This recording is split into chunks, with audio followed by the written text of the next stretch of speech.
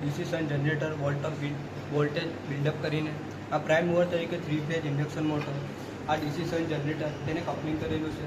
આ starter, DC watt meter, DC ampere meter, variable resistance, 2 pole MCB, આ voltage ઉત્પન્ન થતા વોલ્ટેજ, આ એમ્પિયર મીટર, લોડ કરંટ, આ એમ્પિયર મીટર જે છે તે field current, banana terminal, batten holder, આ પણ બેટન હોલ્ડર છે. વોલ્ટેજ બિલ્ડઅપ કરવાના છે.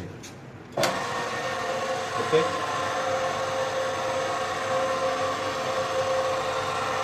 વોલ્ટેજ કેટલા બિલ્ડઅપ થયા જો ફિલ્ડ રેગ્યુલેટર વધઘટ કરી દો છે ને 200 કેટલા થયા બેટા 200 અને ફિલ્ડ કરંટ કેટલું છે 0.5 કેટલું છે 0.5 તો મારે ધીરે ધીરે વધારવું છે બરાબર ને. તો જો ધીરે ધીરે વધારે તો વોલ્ટેજ પણ વધે છે અને ફિલ્ડ કરંટ પણ વધે છે.